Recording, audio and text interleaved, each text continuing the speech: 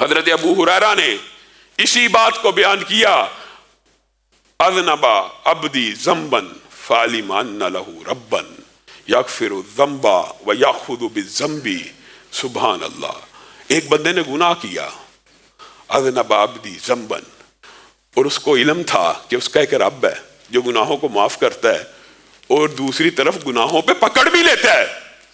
دونوں باتیں، امید، سوال، رجا، خوف، یہ چیزیں اگر انسان کے اندر ہوں تب توبہ اور تب مغفرت کے دروازے کھلتے ہیں۔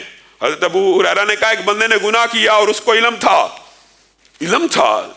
کہ اللہ تعالیٰ گناہوں پہ پکڑ لیتا ہے۔ الحمدللہ ہم سب کو علم ہے، ہم غافل ہیں، ہم وہ اسباب اختیار نہیں کرتے جس سے گناہ معاف ہو جائیں، اور اس کو علم تھا کہ میرا رب میرے گناہ سے پکڑ سکتا ہے، اور اس کو یہ بھی علم تھا کہ میرا رب یہ گناہ معاف کر سکتا ہے۔ تو اس نے کیا کیا؟ دونوں میں سے کس چیز کو اختیار کیا؟ توبہ کو اختیار کیا، اور کہا اللہم اغفر لی، اے اللہ مجھے ادراک ہے تو پکڑ سکتا ہے لیکن میں معافی مانگتا ہوں، گناہ ہو گیا، معاف کر دے۔ اللہ رب العزت نے اس کے گناہوں کو معاف کر دیا۔ پھر وہ بندہ دوبارہ گناہ کے اوپر آ گیا، اذنب عبدی ذنبا، یہ الفاظ 3 مرتبہ حدیث میں ہے، پھر اس نے گناہ کر لیا۔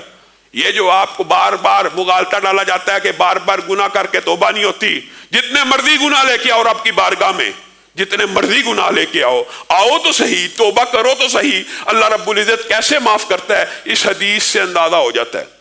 پھر اس بندے نے گناہ کیا، پھر اس کو ادراک ہوا گناہوں پہ پکڑا جاؤں گا اور گناہوں کی معافی بھی ہے، تو میں کس کو اختیار کروں؟ معافی کو اختیار کرتا ہوں۔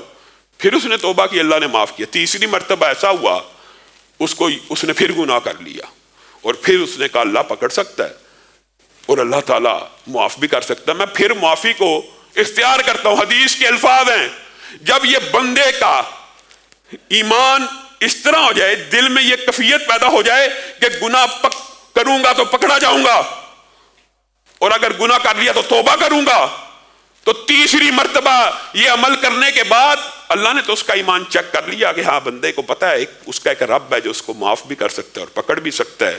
حدیث کے الفاظ ہیں، پھر تیسری مرتبہ جب بندے نے گناہ کیا تو اللہ تعالیٰ نے کہا اعمل ما شئت، اب تو نے ظاہر کر دیا، تو نے اپنا ایمان مجھ پہ ثابت کر دیا، جب بھی گناہ کرتا ہے میرے خوف سے میری بارگاہ میں آ جاتا ہے، قد غفرت لک، اب جو جی چاہے کرتا رہے، تیرے رب نے تجھے ہمیشہ کے لیے معاف کر دیا ہے۔ انسان کی زندگی کا خلاصہ یہ ہے، اگر انسان کو یہ ادراک اور شعور ہو جائے کہ اس کا ایک رب ہے جو اس کو گناہوں کی سزا دے گا، لیکن وہی رب اس کے گناہوں کو معاف بھی کر دے گا، تو وہ کس کو اختیار کرے؟ معافی کو اختیار کرے تو اس کا رب اس کو معاف کر دے گا۔ ہمارے دل گناہوں سے آلودہ، اور یہ ایک لمبا چوڑا باب ہے، کبھی موقع آیا اس والے سے تفصیل سے بات کریں گے۔ فی قلوبہم مرض، دلوں میں بیماریاں پیدا ہو جاتی ہیں، نفاق کی، فی قلوبہم زیغ، دلوں میں کجی پیدا ہو جاتی ہے، کس وجہ سے؟ گناہ کی وجہ سے۔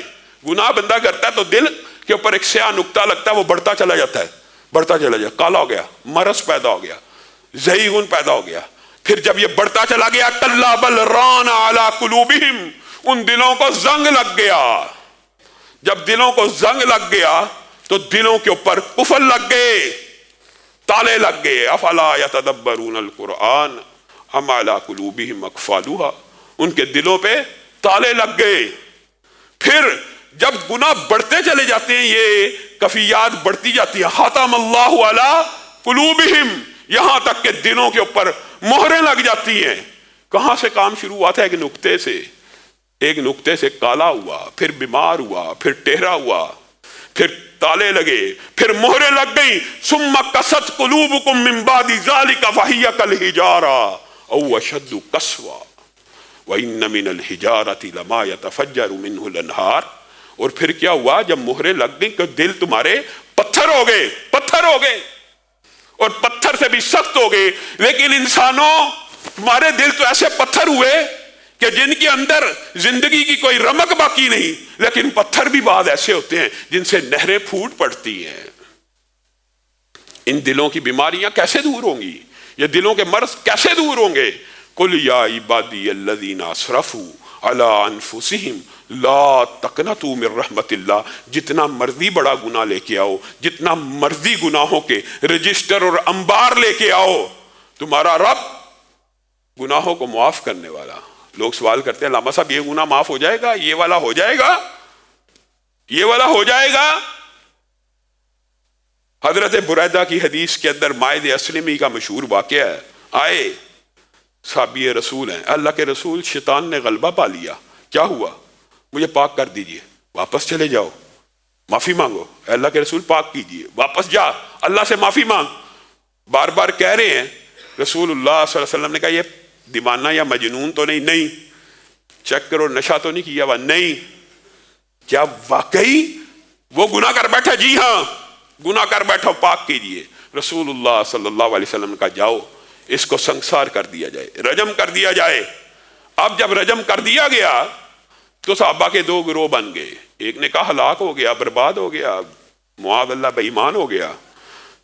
2 دن کے بعد رسول اللہ صلی اللہ علیہ وسلم باہر نکلے، استغفروا لماعز ابن مالک، اے میرے ساتھیوں ماعز کے لیے مغفرت کی دعا کرو۔ اے اللہ کے رسول ماعز کے لیے؟ وہ جس کو زنا کے جرم میں سنسار کر دیا گیا تھا۔ لقد تاب توبۃ، اللہ اکبر، ماعز نے ایسی توبہ کی ہے میرے ساتھیوں، میرے دوستوں، اس کے لیے مغفرت کی دعا کرو۔ اور میں تمہیں اطلاع نہ دوں کہ اس نے کیسی توبہ کی ہے؟ لو قسمت علی امت، اس نے ایسی توبہ کی ہے اگر ایک پوری امت کے اوپر پھیلا دی جائے تو پورے امت کے گناہوں کو بخش دیا جائے گا۔ یہ اسلامی سزائیں وحشیانہ نہیں ہیں، یہ اسلامی سزائیں معاذ اللہ کچھ لوگ سمجھتے ہیں کہ قرون اولیٰ کی پتھروں کے دور کی وحشیانہ سزائیں، یہ جسموں کو گناہوں سے پاک کرنے کے لیے، یہ ایک احساس ندامت کے لیے ہے۔ انہوں نے رضا کرانہ طور پہ اپنے آپ کو پیش کیا تو اللہ نے رہتی دنیا تک ان کی اس توبہ کو امت کے لیے رہنما اصول بنا دیا کہ کوئی اس طرح اپنے گناہ سے نفرت کر کے آئے تو صحیح، اس کی توبہ اس اکیلے کو کافی نہیں، پوری امت کو کافی ہو جاتی۔